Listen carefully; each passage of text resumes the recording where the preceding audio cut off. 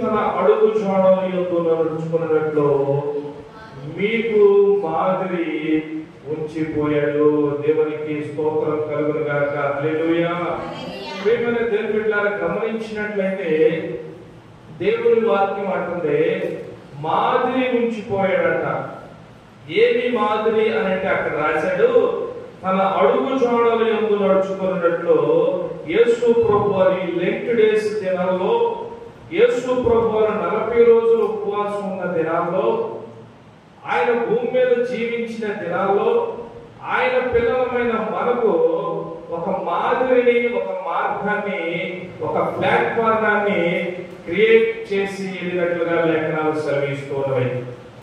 మనందరికీ అర్థమవులాగా చిన్న ఉపమానం చెప్పి నా సందేశంలోనికి వెళ్ళాలని ఆశపడుతూ ఉన్నాను. ఎందుకంటే ఉపమానాలు లేకపోతే చాలా మందికి అర్థం కాదు. కాబట్టి వివాహాలు అందరికీ జరుగుతూ ఉంటవి, మంచిది.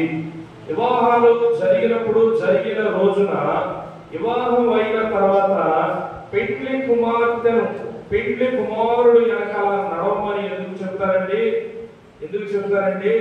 అప్పుడు వరకు తల్లిదండ్రులు మాట వినదని, అప్పుడు వరకు తల్లిదండ్రులు సంరక్షణలో ఉన్నదని, అప్పుడు వరకు తల్లిదండ్రులు పెంపకంలో ఉన్నదని, అప్పుడు వరకు తల్లిదండ్రులు అడుగుజాడల్లో నడిచింది. కాబట్టి పెళ్లి అయిన తర్వాత, పెళ్లి అయిన రోజు మొట్టమొదటిగా మరి పాస్టర్ గారు వివాహం చేసినా, ఎవరు వివాహం చేసినా, అమ్మా నీ భర్త వెనకాల నడుగు ఒకసారి అని నడిపిస్తూ ఉంటారు వివాహమైన రోజు. ఎందుకని అంటే ఇప్పుడు వరకు నువ్వు నడిచిన నడక నీ తల్లిదండ్రుల దగ్గర కానీ, అన్నదమ్ముల దగ్గర కానీ, బంధువులు కానీ, మాస్టర్లు కానీ మంచిది. ఈ రోజు నుంచి నువ్వు ఎవరి అడుగు జాడల్లో నడవాలి, ఎవరి మాట వినాలి, ఎవరికి లోబడాలి, ఎవరికి నచ్చినట్లుగా జీవించాలి అని వివాహమైనప్పుడు స్త్రీలకు చెప్పే మాట ఏంటి అంటే, నీ భర్త అడుగు జాడల్లో నడవాలని, భర్త అడుగు జాడల్లోనే వివాహమైన రోజే మన కళ్ళకు కట్టినట్లుగా నడిపిస్తూ ఉంటారు. దేవునికి స్తోత్రము. హల్లెలూయా.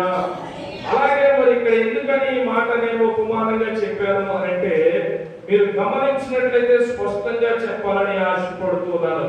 క్రీస్తు కూడా మీ కొరకు బాధపడి మీరు తన అడుగు జాడల యందు నడుచుకున్నట్లు మీకు మాదిరి ఉంచిపోయాడట. మన యేసు ప్రభు వారు మన కొరకు ఏం చేశాడు అంటే మాదిరిని ఉంచిపోయాడట. ప్రార్థనకు రావడం మంచిదే, ప్రార్థన చేయటం మంచిదే, పాటలు పాడటం మంచిదే,